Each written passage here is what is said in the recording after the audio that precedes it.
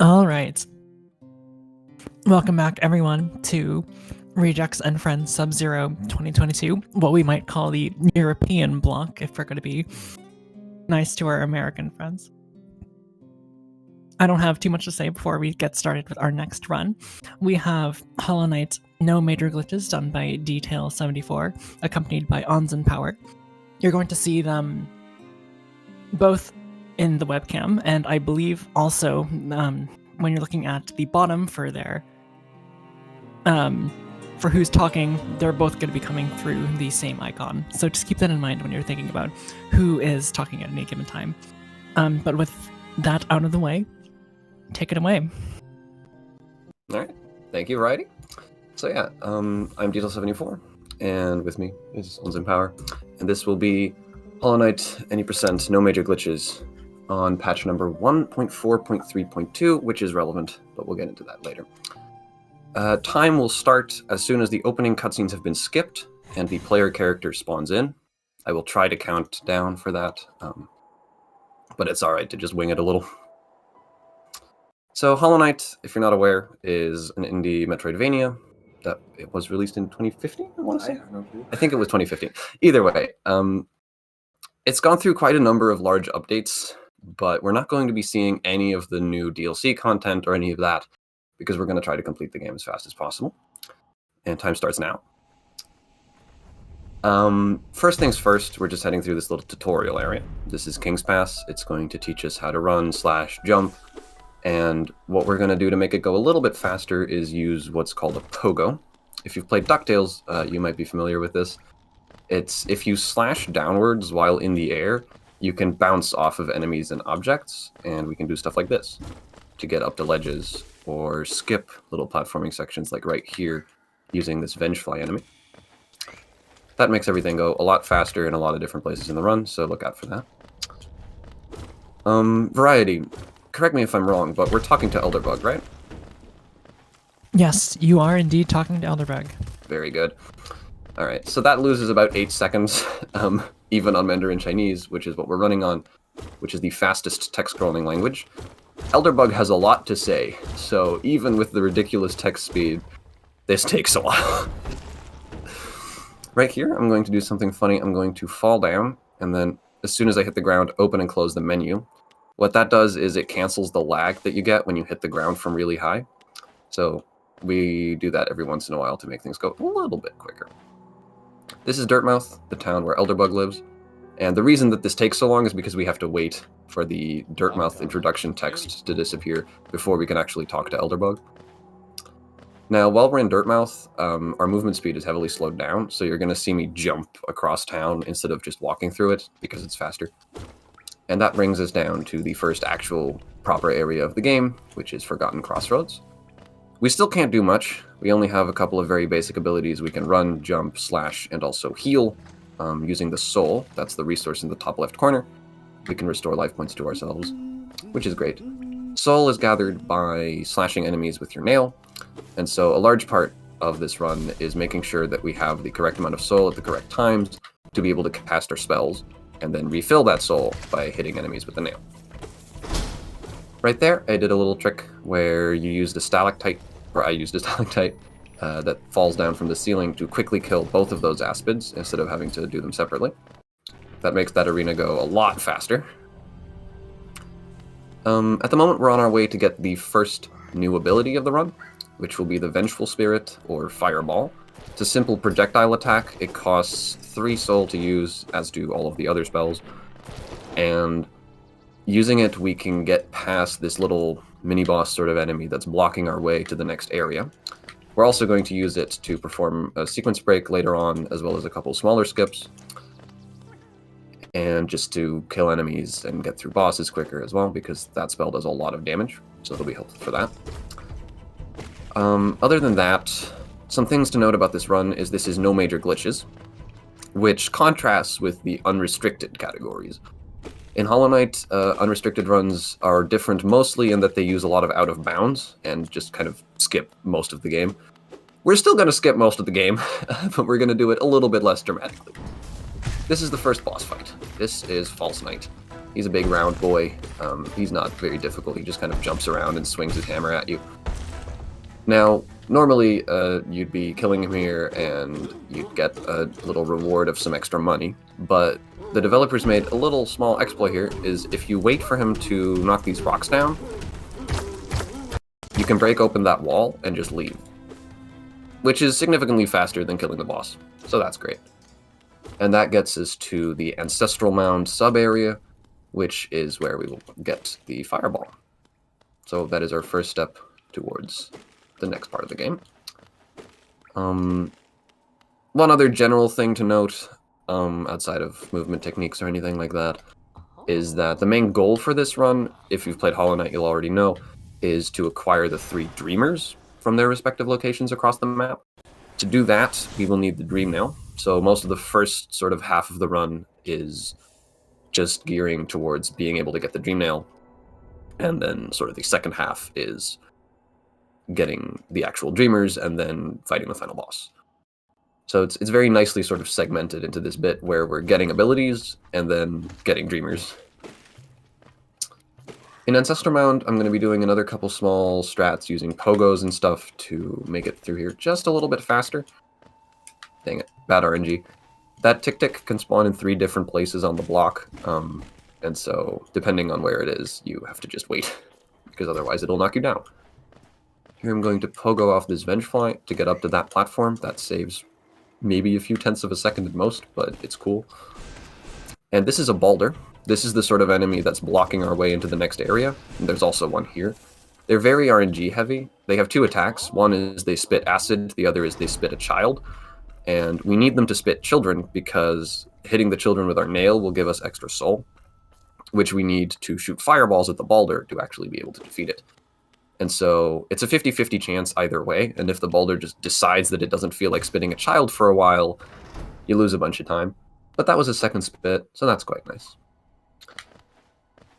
With that, we're heading into Green Path, which is a pretty difficult section movement-wise, in which I have to do a couple skips.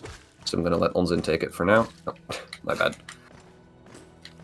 Yeah, one more thing about the boulders. DTail already mentioned that we want to fireball them. That is because if we get too close to them, they will curl up and be immune to pretty much everything.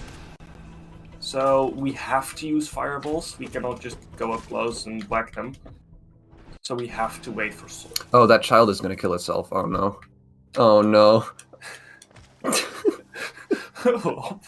That happens sometimes. If the Balder spits out another child that you don't need, there's no point wasting time to kill it, so you just kind of let it hurl itself into the acid. Usually the boulders don't roll off platforms. No, that one does. That one does every time. Does. It's consistent. It's so funny.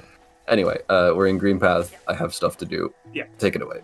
Coming up will be the first of the fireball skips. You may have noticed that whenever we use a fireball, we have a tiny bit of knockback. That also works in midair. So what we're going to do is we're going to jump in midair, turn around, cast a fireball to get some knockback in the direction we want to go. Like that. And then turn around and make the jump. Perfect. So that was perfect. Very nice. And we're going to do another one that is slightly more difficult. And then we will never do them again. Nope. Yes. Very nice. That was very close. I'm surprised that that worked. You might have noticed Onzen went quiet there. It's because I use audio cues to set up both of those fireball skips. So he very kindly shut up to let me do them. I did miss the first one anyway, but I managed to get it afterwards, so that's fine. I'm just going to grind up some soul here because, again, I need to use some fireballs on a mini-boss, which is the Moss Knight right here. He won't last very long. Casually, those things are a massive pain, but if you just have enough soul to do 3 fireballs, you only need to hit them with the nail once and they just drop, so it's easy enough. Once again, I'm going to grind up some more soul, because again, we need fireballs. Oh, oops. For an actual boss. For an actual boss this time. This is Vengefly King. If I do it right, he's not going to roar, so let's see. Nice. there's actually a funny thing you can do where if you kill Vengefly King really fast, but not quite fast enough to where he still roars, if you kill him on the exact same frame that he starts to roar, it actually soft locks the game and you have to quit out. So I did most of what I could to avoid that, being that you can't actually get that soft lock if that hit that you're killing him with is a fireball. It just doesn't work. So luckily, if you just set it up to where your fireball is your last hit, then you're fine. Onsen? Yeah, this is Hornet. Hornet is guarding the second ability that we need. She has the dash. She is not the most difficult of bosses, but for most casual players, this is the point where the run, or well, the game really gets difficult. She jumps around a bit, and she throws her nail. Did I just get a double? Yeah, you totally did get a double. Huh. In runs, she's very RNG heavy because she jumps around, and yeah, she basically just jumps around a lot, and because we do not have the movement to keep up with her, we have to hope that she doesn't jump all that far. However, she staggers whenever we hit her a couple times, and from there we can slightly manipulate where she goes. Yep. So we can hit her while she's jumping and get a few hits in so that she staggers again. So we try to keep a rhythm of staggering her over and over. Which went pretty well that time. We got some not great RNG, but it ended up working out. Now what you saw me do there was I just quit out to the main menu and then went back into the save file. That just reloads you back at wherever your last save was, which in this case is the Ancestral Mound. Which is nice because now that we have the Mothwing Cloak off of Hornet, the dash ability that Onzen mentioned before, we can use it to go real fast, first of all. And second of all, we can use it right here to make this jump and get into the next area where we want to be, Fungal Wastes. This here is going to be a pretty low intensity section where I'm just farming for soul for a bit, so if there's donations or anything of that sort, please feel free. All right, terrific. I just want to remind everyone of some of the incentives that we have going on. We have the Twilight Princess Watch Midna's Desperate Hour cutscene as Human Link, which is currently at 245 out of 333. Oh, I love that cutscene. It's really funny as Human Link. It's great. Highly recommended by both runner and host, so you know what to do.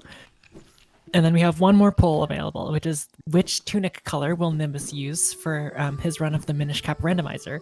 Green is currently winning at $582, followed by purple at $341, with red and blue tagging behind. We do need the microphone again real quick. Okay, go for it. This is Ebogo. That spore that got shot, we will be using that to make a jump that we really shouldn't be able to make. There we go. It is a difficult trick. Yeah, it was going very poorly in practice earlier, but I'm glad that I got that first try. This is the first point where the current patch really makes a difference compared to the patch that this run is usually done on. This run is most optimally done on patch 1.2.2.1. We're currently on 1.4. That is because on 1.2.2.1 we can actually use the explosion, which makes it a lot easier. I don't think I'm gonna get this.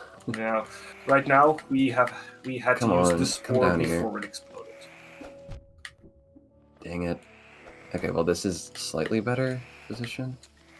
I think I'm just gonna go up. Oh no, okay, we got it. That was very slow, but whatever. That was Mantis Pogo. That's a relatively small time saver. It saves maybe 15 or 20 seconds. If you don't do it, you have to go around the right side of this room to come back up here. But we can actually just Pogo off those Mantises to get here a little quicker instead. That wasn't very good, but it's fine. That reminds me, Onzen, do you mind tallying first try trick twice? Because I got a Fireball skip and E-Pogo. You got two. No, second one was second try. Or first one was second try. What we're doing here is I'm going to be donating at the end of this run €5 for every trick that I get first try and €10 for every unintentional death that I get. So, hoping I don't die too much, but if I do, it won't be quite as sour. Now, what we did all of that for, E-Pogo, Mantis Pogo, and just going through Fungal Wastes in general, was to get the Mantis Claw ability from Mantis Village. Then we immediately quit back out again, same as before, because the next place we want to go is on the east side of Forgotten Crossroads. So we're going to go through these rooms the same way that we did before, but with some more items so it can go a little bit faster. Particularly the dash helps a lot with that. The Mantis Claw, what it does is it allows you to wall jump. So we can scale up any walls that we like, because you can wall jump off of one wall indefinitely in this game, which is going to be a very, very important ability to our movement going forward, and also for a sequence break coming up soon. First, though, we had to pay 50 geo to that toll station there. What that did is it opened up that stag station, which is essentially like a warp point. You can go from any one stag station in the game to any other stag station in the game, and we're going to be using that a couple times to get around the map quicker. Now we've got another boss. This is Gru's mother. Once she's dead, she's going to spawn a bunch of children, which are really the more annoying part of the fight. I want to say there's 9 of them, I believe? I have no clue. I think there's 9. I don't think I've ever actually counted. But either way, they're just the little gruzzer enemies, these little flyy guys that we've seen before. But because there's so many of them and they spawn in a random place, it can be somewhat difficult to deal with them. Case in point. I didn't do a great job of it there, but that's fine. Gru's mother also dropped another 50 geo, which is great, because we need some money, 220 to be precise, to buy our one and only charm. Now, charms in Hollow Knight are these sorts of passive upgrades. You can equip a certain number of them at a time based on the charm notch cost that they have. But since we're only getting the one, that's never going to come into play. The charm that we just got, that I'm equipping now, is the Shaman Stone. What it does is it makes our spells' hitboxes bigger, as well as their damage greater. So that's going to be very useful for killing enemies using the fireball. And it's going to significantly speed up the rest of the game, at least the boss fights. Right here, I'm going to kill myself. Because when you die, you drop a shade. It's this little floaty guy that you can kill to get your money back. And what we're going to do is we're going to set it up real nice so that I can pogo off of him and get up there using the wall jump. That's a first try shade skip, which was expected, but we should still count. That gets us into Blue Lake, the most interesting room in the run, where I have to do some very deep and thought-provoking movement.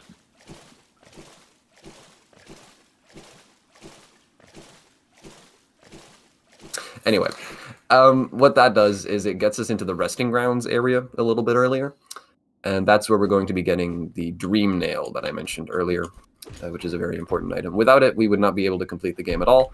At least not on this patch, no. There's one specific patch where it's actually possible to complete the game without the Dream Nail, because for some reason on that patch, the regular nail has the properties of the Dream Nail as well. They patched that out very quickly, of course. But there is one specific patch on which many other tricks do not work, in which you can actually complete the game without the Dream Nail. It's quite silly. In any case, here we've got a little cutscene.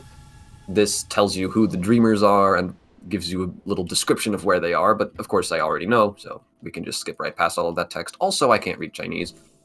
I went to the left. That doesn't really matter, but usually I go to the right, so that was interesting. Falling off of the ledge there is faster than just waiting for the cutscene to start. I'm not sure why, but that's just the way it is. And probably to be friendly to whomever falls off. I suppose, yeah. Either way, here in the Dream Realm, we have to go through this little platforming section. I'm going to be trying to dash as much as I can to make it go faster, but what with this whole endless abyss below us, I do want to be a little bit careful. And there we are. And that gets us the Dream Nail. The Dream Nail is a potent ability. What it does is if you hit an enemy or otherwise living creature with it, you can read their thoughts, and also you'll get a little bit of soul. And mostly that last thing is what we care about, because the lore doesn't really matter so much to us speedrunners. Also, we cannot read Chinese. Also, we cannot read Chinese. That is true. I missed Seer Skip. That's a shame. Yeah. Anyway, let me try for the menu drop. Okay. Well, what I was trying to do there is something that I've been trying to do at different places throughout the run as well, which is a menu drop. Do you mind? Yeah. In Hollow Knight, when you open the menu, you get rid of your speed cap when falling. Gravity will just keep on accelerating you and you'll fall faster and faster. Normally, that's not a problem because you can only open your menu while you're on the ground. However, if you walk off a platform and you open your menu at the exact right frame, you will have your menu open while falling and therefore remove the fall cap. And, just as we saw right after King's Pass, it also completely negates the hard fall. That would also lose us a couple frames. Unfortunately, this is current patch. In older patches, we were able to open the menu in midair, so you would see runners doing menu drops pretty much everywhere. But on this patch, it is unfortunately Oh my gosh. a frame perfect trick. Did you see that? Yes. That was embarrassing. The thing we just picked up is a Wanderer's Journal. We are going to sell it later because we need a lot of geo. Yep. We're going to pick up yet another item, which is a Hollow Nest seal that is hiding above this stack station that we will also go back to later. There we go. So these relics they're not really good for anything. Like they don't do anything themselves, but you can sell them to the relic seeker Lem, who will tell you little bits of lore about the history of this place, and also give you lots and lots of money for every relic that you bring him. So we're going to be picking up 3 of those, and that's going to be the brunt of our money that we need going forward. Another good part of the money that we're going to grab is from this guy right here. This is Gorgy, the Gorgeous Husk.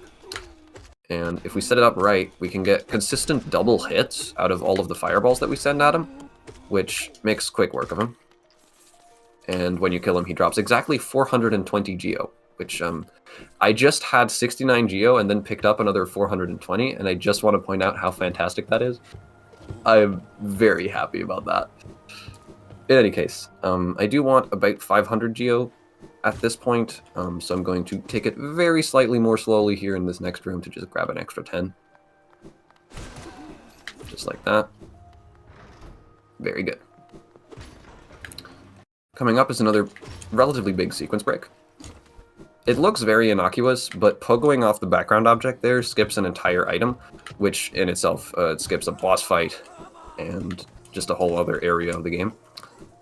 Here I'm going to save at this bench, just in case I die, because we've got a pretty difficult boss fight coming up, which Onzen will be commentating for because I need to focus.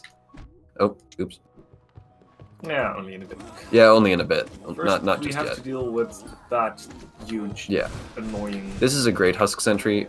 There's quite a few of them around the city, but we only actually need to fight this one because killing this one opens the door on the right, which is what we need. All of the rest of them we just ignore. But luckily he also does drop a whole lot of geo, so that's great as well. I made pretty quick work of him there, but he can get very annoying if you, like, panic. The hitboxes are very big, and if you actually get hit by the sword slash, it does 2 damage, not 1. So it's really easy to die. Actually, I want some extra soul. Oh, well, that's fine. Coming up is that difficult boss fight, so Onzen should probably take it from here. Yeah. We are going to fight the Watcher Knights. Watcher Knights guards the first Dreamer, a whole bunch of money, and yet another relic that we're going to sell. More money. There are 6 of them. And initially we'll be fighting one at a time, but there's only 5 of them. We dropped the chandelier on one of them. Goodbye. Initially we'll be fighting one at a time, and after we kill that, we will be fighting 2 at a time, and that is when the boss actually gets really difficult, because then we have 2 knights. They only have 3 attacks. They can take a swing at us, like they're doing right now. Which is what we want. Which is what we want. They can roll, and they can jump. And especially a combination of one Watcher Knight rolling and one Watcher Knight jumping can get really annoying. Because there's 2 of them, and if they corner you, there's very little we can do because we go in heavily under-equipped. We're intended to have a double jump, but we skipped that by doing the pogo earlier. Mm-hmm. And we're probably intended to have more damage. Very likely, yes. Oh, missed the double. Bit of a shame. What I'm going to be trying to do is use fireballs on both knights at the same time to multiply their damage a little bit. So that way it should go by a lot quicker. And the Watchers themselves don't have too much health. They really don't. But there's 5 of them, which really adds up. In other categories, for example, all skills, they would go down within seconds. And it is faster to not even kill the 6th one with the chandelier that we did. Yep, it would be faster to kill it normally. So fast. All skills is a really fun category. Yes. It's a very sort of interesting category if you're used to any percent, but it's just like the middle ground between any percent and hundo for this game, and it's really funny the way that it ends up checking out. That's all of them. I thought there was another one. That was a clean Sometimes fight. you just get into the Watcher Knights zone and you just I could go on for a while, you know. I'd like it if somebody made a mod where it's just infinite mode Watchers. And then once you've killed like 20 of them, suddenly it's 3 at a time or some shit. Like that would be a pretty cool mod actually. Oh, boy. Just for like practice, you know, that would be pretty cool.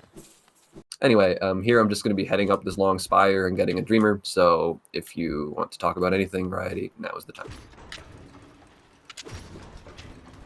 Good to know. I'd just like to remind everyone that Rejects and Friends Sub-Zero is our winter speedrunning event, benefiting the Planned Parenthood Federation of America. It was conceived as a way to feature members of our community who were declined from major main stage speedrunning marathons and evolved into something way more than that. We hope to keep it going as a showcase of our community's many talents and abilities. You can see the schedule by typing !schedule in chat. You've got a minute if you want it. Oh, do I? Well, a little bit.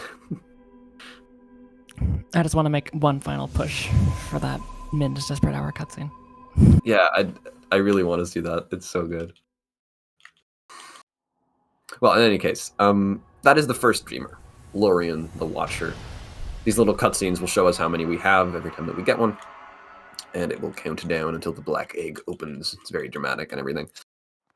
But we came up here sort of between other things. What we're really trying to do in terms of, excuse me, thank you, like goals right now is to just get a shit ton of geo, because we need that to get to the next area of the game where we will get an ability that will allow us to get the next 2 Dreamers. It's just that Lurien happens to be kind of on the way, so we just quickly pop into Lurien's Spire and deal with him before moving on. Also, Watcher Knights gives us a lot of geo. True. There's 655 for beating the boss, and then another 450 from the trinket we collect. Yeah, you don't even need all of that. I only picked up 620 of it, I think. Nah, the 30 won't matter. It really won't. And it's not like the ability we're going to pick up is going to help us in the Watcher Knights fights. No, not at all. You do not It's get the time to use it.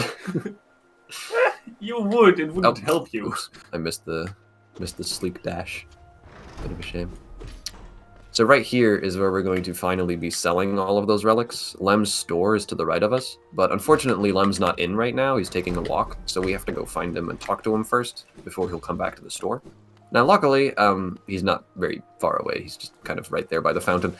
So we just talk to him real quick, and then we go. We're going to walk back for a second, sell our relics, and then go back to the right to actually leave City of Tears behind. This is the point where we What is save about 10 seconds just by running in Chinese. Yep. Lem It's- likes to talk, and Mandarin Chinese scrolls so much faster than any other language, even the other sort of compact Eastern languages like Japanese or Korean. It scrolls so much faster that if you compare it to English, on the Lem text, it saves about 12 seconds. It's kind of ridiculous. In any case, like I said, we're going to be heading back to the right here and making our way out of City of Tears. We're going to use that stag station where we picked up one of those Hallownest seals earlier. And we're going to use that to go back to Dirtmouth, the town all the way at the start of the game where Elderbug lives. And there's a bunch of these dudes, but we're just going to waltz right past them, like I said. Now there's a difficult jump coming up that I'm going to try to go for. It's incredibly tight, and I've only ever done it 3 times. Okay. Bit of a shame. What you do is you dash right as you enter the room and jump from the very edge of that platform, dash again, and then if you did it completely perfectly, you can just barely grab on to the wall of the platform on the right and make it up there with a wall jump, but it's incredibly tight. And it barely saves any time. It saves maybe a second at best if you stretch it. It's not great, but it's cool. And it doesn't lose any time to go No, for. it looks very inconspicuous, oops. just as everything else. Yeah. A lot of the really difficult tricks in this game are not particularly flashy, like the fireball skips or e-pogo or all that stuff. Not even the acid skips are. Yeah, those too. Those don't even look all that spectacular either, even though they're by far the most difficult thing. Well, QGA anyway. Yes. Have I gotten any other first try tricks? Wing skip. Wing skip counts. technically that's Sure. it's a skip. It If we counts. call wing skip a skip. It's a skip. It's in the name. All right. So with all of that, what we did there was we used all of our money to buy the Lumafly lantern, which, as the name implies, is a lamp. We're going to need that to light up the darkness on our way to the Crystal Peak area, because if we can't see, we can't pay for a toll machine, and we need to pay for the toll machine in order to make it into Crystal Peak. So, hence that. The toll machine itself isn't all that expensive, but because we need to buy the Lumafly lantern first, we have to have a lot of money to get it. I'm just going to take a heal here. Just take it easy. Almost get impaled. I always do that, just for the meme. That's the point where I take the heal in that room. It would be faster to do it before the toll, but this is funnier. We spent a ludicrous amount of geo to buy a single item that opens up one toll. Yep, that is the only thing we needed all of that geo for. Oh, I went the wrong way. Oops. We could have entered this area by using another spell that we do not have and will not be getting, the Desolate Dive, which is locked behind another area, a long boss fight, and then backtracking through the area. It's very annoying. It would be very, very slow to get. Far worse than getting all of that geo. Yes. On the other hand, we do now have a lantern, so we can see in the dark, which we could learn all of the room layouts by heart, but the fact that we don't have to makes this run a little bit easier. A little bit friendlier. On the other hand, Nice. it still has a lot of ridiculous stuff, so... This area here, Crystal Peak, is all cycle-based. All of the lasers and enemies and stuff are on their own little cycles.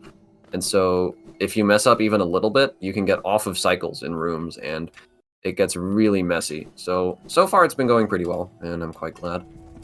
But the really difficult part is coming up in a second here. Ah, missed the menu drop. What a shame. That's actually a relatively important menu drop. It saves around 5 seconds. A little bit less.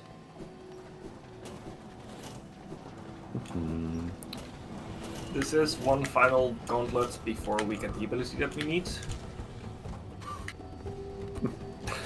That was a mistake that you could make in Crystal Peak, for sure. Those spikes are... I grabbed onto the wall above the spikes and then sank down into them. I've never seen that before. I've dashed straight into the spikes before a million times, but I've never quite done that. So yeah, like I said, all of these lasers are on a cycle that we have to wait for. Oh. Okay. That wasn't underplat. That I wasn't even going for it. I just messed up. There is a strat there. Well, okay, underplat, the actual strat with that name, it specifically is earlier in this room, but you can also go under that platform. And it's a slight bit faster, but I don't usually go for it. Anyway. It saves very little time for how dangerous it is. Half a second, maybe? At most.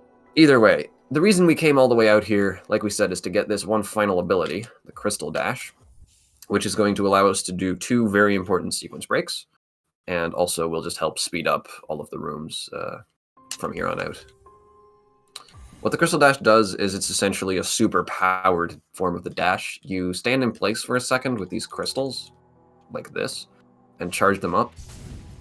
Then you release and you go zooming forward. It's a very useful ability, very fast, but also a little bit hard to control sometimes.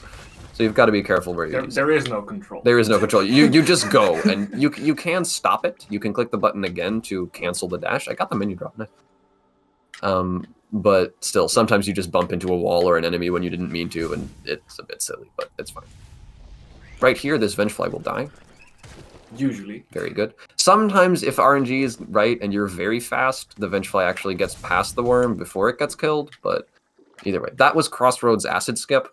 That's a relatively easy trick, just about as easy as it looks. You just use the Crystal Dash while hanging from that left wall to make it to the right side of the acid pond without needing to touch the acid. So that's nice. There is an ability that would allow us to go through the acid and be immune. Yzma's But Tear. getting that takes forever. Yeah, that would require another area that we're not actually going to go to. It would either require us to go to another area and kill a boss there, Oh, or do a bunch of sequence breaks with the Crystal Dash. But we have the Crystal Dash Exactly. to skip getting the tier, so why would we get the tier with the Crystal Dash? exactly. I do actually want a tiny bit more stuff. There we go. I want 2 pips. Coming up is our next boss. RNG Health, or Umu as they're also known. Umu can do one of two things. It can shoot lasers, or it can shoot tracking lasers. We wanted to just shoot lasers because that's faster, like this. The problem with Umu is that Umu is completely immune to absolutely everything until an NPC called Quirl decides to cut it up. And then we can hit it a bit, and unfortunately we will not be able to deal enough damage to kill it in one cycle, and it will likely also take more than 2. It will likely take more than 3. It will likely take more than 3. Really good runners do 3 cycles here on current patch. Really, really good runners can do 2. But that's There we world go. record level. Yeah. But I usually go for 4. Because 4 is still pretty good. And it's still, honestly, kind of difficult to do. So what we're This is trying a to really good do setup, though. Is we're trying to manipulate where she is, and then we're throwing fireballs. Oh, at that her. last one missed. That's a shame. That probably kills 4 cycle. I'm not sure. Yeah, you did get a nice amount of doubles. I did get doubles earlier, yeah. Oh, okay, that's not good. Yeah, okay, I need to heal. That's a shame, but I'd rather play it safe. Whoa, nice lag. I'm not gonna get this heal in, am I? Yep, okay. This is very bad. Okay, tracking. That's honestly probably for the best in that position. Tracking is a lot easier to dodge. Yep. Even if it is slower. I'm just gonna take it easy. Don't want to lose any more time. At least, not by dying. This boss, as you might notice, can get kind of out of control. That's the sort of situation we've got, where it's like, if you mess up and fall down when you didn't mean to, the way that I did earlier, the way that you're manipulating Umu's movement gets all screwed up, and that can just stuff up the whole rest of the fight. So you have to improvise a lot, and it really sucks. Also, usually when you fall down too far, you get hard falls, and the Yeah. end leg is generally enough to get you into the path of spikes, or, well, lasers. So, it's Oh dear, this is a mess. very annoying. Dang it, I thought that double would be enough. Yep. That Yep. is unfortunate. Yep. That's very sad. We're just going to be doing that boss again, no two ways about it. So if you have anything to say, Variety, please feel free. Can do. We have a $25 donation from Borko, who says, "This run is so impressive. Congrats to DTail for making so many of these tricks seem easy. Thanks for saying They're hi, not. Elderbug." They're not. I believe you. Trust me. I believe you. Thanks for saying hi to Elderbug. Him a lonely soul. He is. It's true. Elderbug is a cool dude. We should give him a flower. We really should give him a flower. I mean, there's Elderbug Flower RTA. Like, that exists. You can go run it if you like. I mean, it's a meme category where the goal is just to give Elderbug a flower as quick as possible. I'm just gonna take it easy on that. I think that's more than enough damage. I can get this in, right? Nope. Yeah, that's me every time I'm fighting Emu, honestly. I can get this in, right? I can Dream Nail here. Umu is a combination of patience and trying to get the thing to die as quickly as possible, because It's, we really do not want to fight this for a long time. Yeah. I mean, at this point, I don't care too much anymore because we already died, but it's just like, yeah. Usually with Umu, it's just like, as long as she's invulnerable, you just have to wait, you just have to be careful, and then as soon as she opens up, you have to go ham immediately. That's the best way to do it, but it's tough. This is another boss where we're very under-equipped. You're supposed to have many more abilities, including the double jump that we mentioned earlier, and the acid immunity. You're not But- expected to have double jump here. Aren't you? You Isn't in casual order, Monomon is after Lurian, right? there is no casual order. This game is a I mean, complete I'm routing mess. aware it's very open, but like, I'm pretty sure you're You don't supposed need to have double jump to get into. No, you don't need it, but I'm pretty sure you're supposed you to could have it. have it, I guess. I mean, I know I did during my casual playthrough. I had wings here. More importantly, you're expected to have more spells. That's the main thing. This boss gets a lot easier with the addition of the Howling Wraith spell specifically, but also the weaker version of it, which I don't remember what it's called. That is Howling Wraith. Oh no, that is it's Abyss Shriek. Abyss Shriek. Yes. Yeah, there we go. Anyway, with Howling Wraiths does a ton of damage, and the hitbox of it is like the perfect shape to just hit Umu with a bunch. So that spell is very, very helpful here.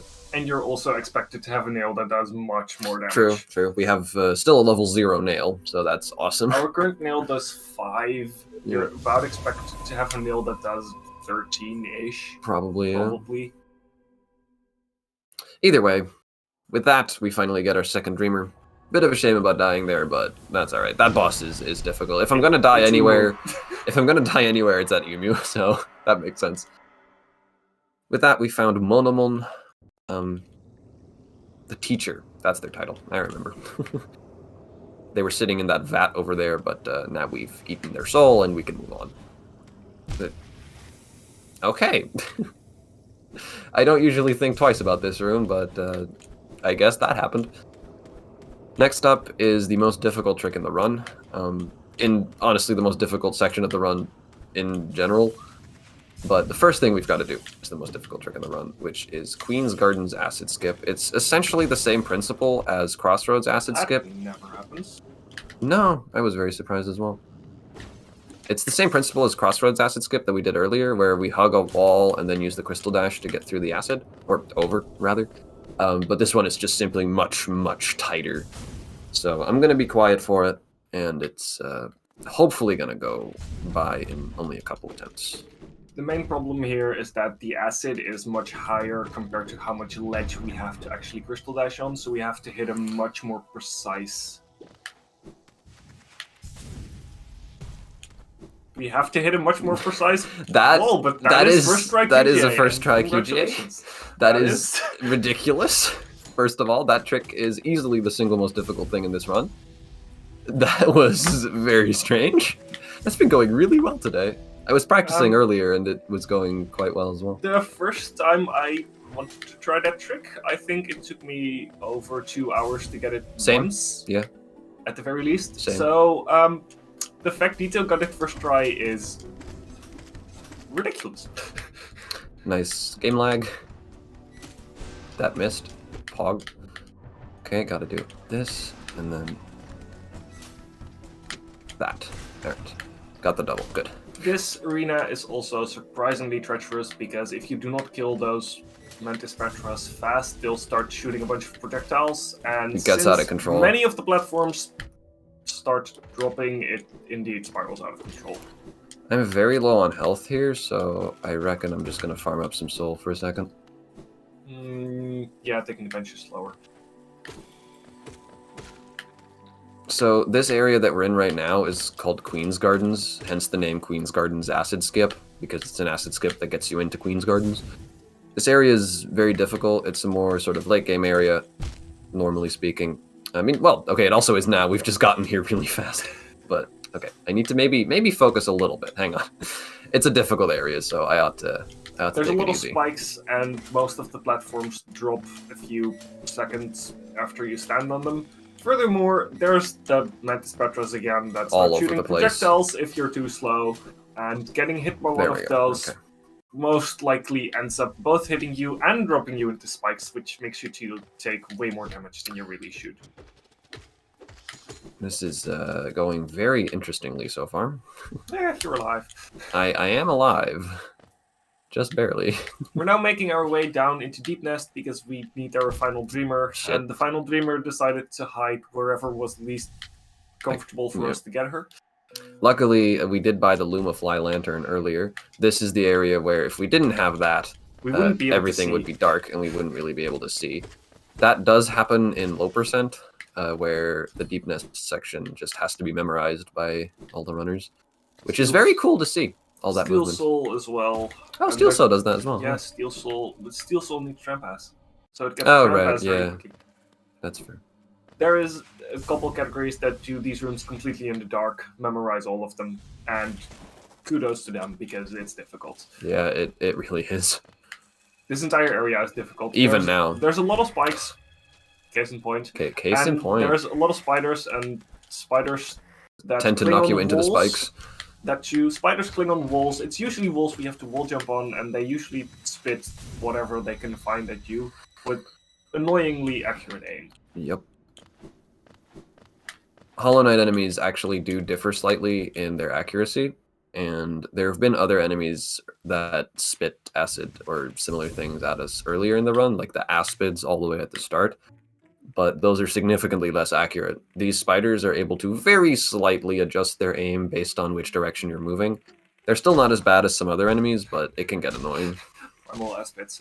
Yeah, those have the best aim in the entire game, and they're just so frustrating. They also spit 3 fireballs. They spit 3 at a time. Spit 3 Yeah, at a time it's- instead of 1. It's bad. You dodge the first one and get hit by the second. Anyway, here's Beast then. This is why we need all of the soul and all of the health. We're going to have to go through Devouts. Devouts have ludicrous amounts of health. They deal double damage, and they're generally a pain to deal with. Luckily, we can damage tank, because only their slash deals double damage. Their body only deals 1 damage. So, if we dash into their body just before they slash, we can use the iframes to be invulnerable during the slash and take 1 damage instead of 2 while keeping the damage up.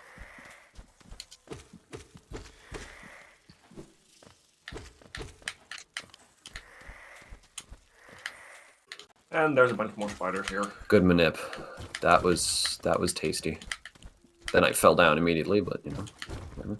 Oh, really? How did?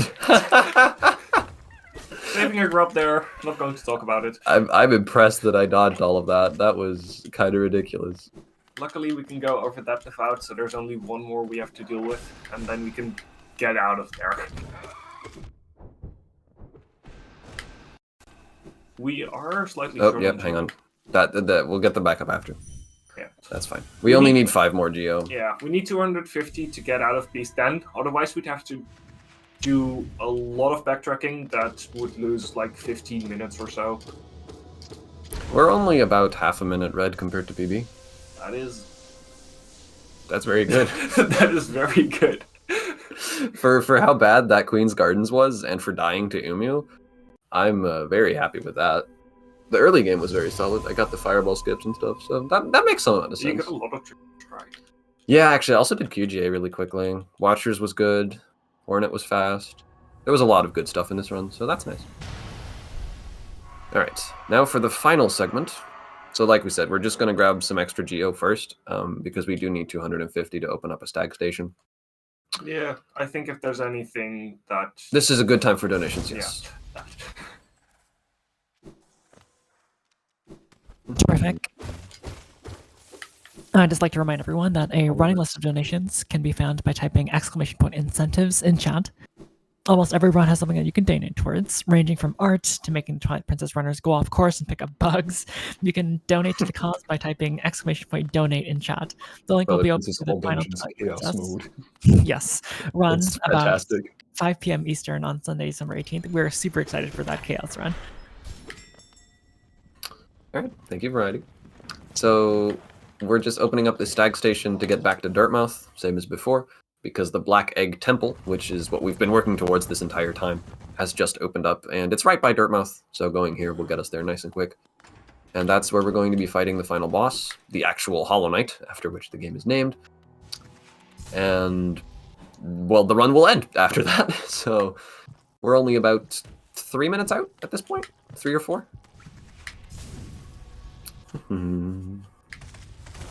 Now, you can do a funny visual glitch here that I'd like to show off. If you crystal dash into this cutscene, it's not interrupted by the cutscene starting, so you just go and hit the wall, but then you get stuck in the animation of the crystal dash. You can still move and do everything, it's just that the knight will look, well, like this. So that's pretty cool. It ends as soon as you enter the door, though, which is sad. Alright. Onzin, take it away. Yeah, we're going to fight the Hollow Knight. The Hollow Knight starts off really annoying because all of its initial attacks are a pain to deal with, and then as you move on through its phases, it adds more and more attacks, and all of them are easier to dodge and easier for us to get damage in, so really the first and the second phase are the most annoying to deal with. Initially, they'll start out... Only 4. Cringe. Yeah, initially they'll start out slashing at us and trying to pierce us. Empty jumping, which is not an attack, but it hits us just as often as everything else, probably more often. Case in point. Exactly. And they'll have a parry that has a surprisingly large hitbox if you're not prepared for it. Mm-hmm. So what we'll be trying to do is just hit the thing, jump over whatever it throws at us, and hope it staggers often enough for us to heal back up to full. Which usually does happen if you know what you're doing. Yeah, true. The Hollow Knight staggers really fast if you keep the damage up, so it's not that bad. I'm trying, while I'm going here, to keep track of how much damage I've dealt exactly so that I know roughly when it's going to stagger next, so I can plan ahead. That's what I did just there, where I went for a nail hit that would have probably made me get hit by the next attack, had it not caused a stagger, which I was fairly sure. Phase 2. Their Hollow Knight is slightly faster now, and it adds on 2 more attacks, which we'll probably get to once we see them. Yeah, it already did the pillars once, but... Yeah. That's the pillars. It jumps up in the air and then drops down. Pillars are not actually as annoying as they look because their hitbox is very small compared to their visual... What's in there? Whatever. Oh, yeah. That's a shame. They were very close to getting staggered, but I got a little bit overzealous and just messed up. Yeah. The only thing with the pillars is that they deal double damage, so if you do get hit by their small hitbox, it's really a pain. Yeah, it's very punishing, but you don't usually get hit by them. Okay, good parry. Okay. I'm not having the easiest time of it, but I'm pretty sure I know what I'm doing wrong, so if I just adjust for it, it should be alright.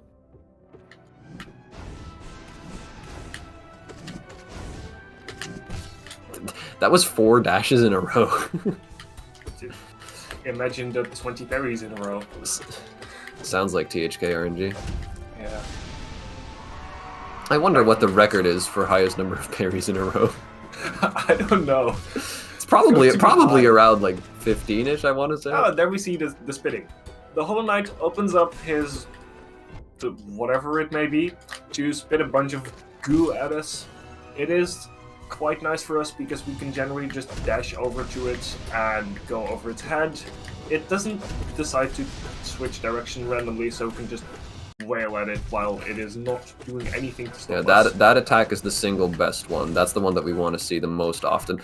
I got Scream Skip. That's a nice Scream Very Skip. good. Do need to heal up, but that's okay. Now it adds on 2 more attacks. It can start jumping up and down like it is doing right now, where it jumps up a random amount of times between 2 and 5.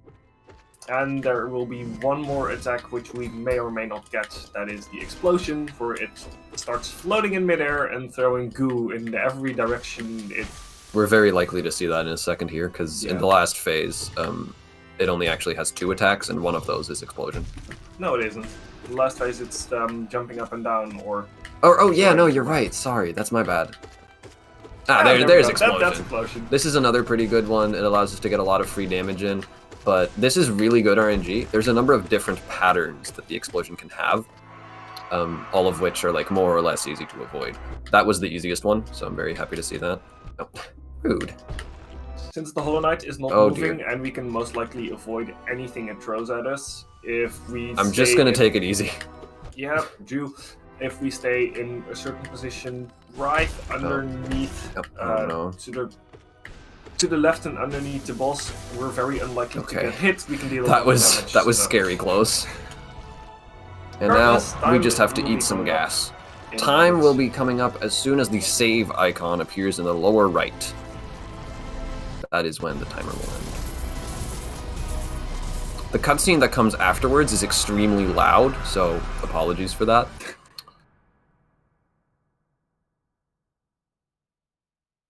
And time.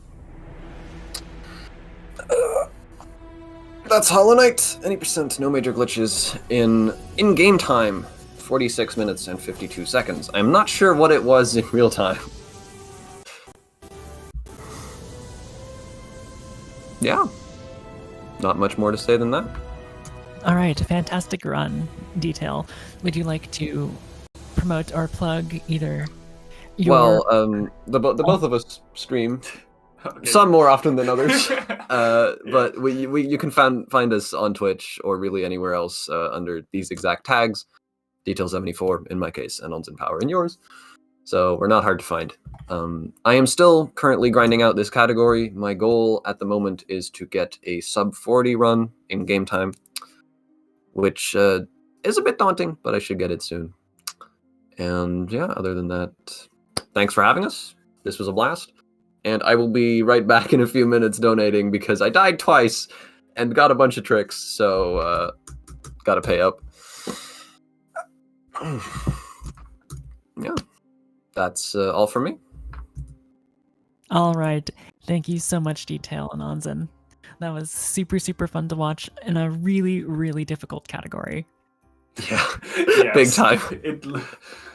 It's a lot. I have been a Variety Pack, and I'll be here for the remainder of the marathon, although I will be taking a bit of a backseat, so thank you for putting up with me for probably around 7 hours now. I'm going to be handing it off to Abby Nees, who will be hosting for the next couple runs. But before that, we'll be taking a short break and listening to some nice tunes before we watch Super Mario Sunshine by Leanne Heff. So, oh, that's a good one. That's a good one. It's a fantastic one. So thanks very much for watching, and see you in about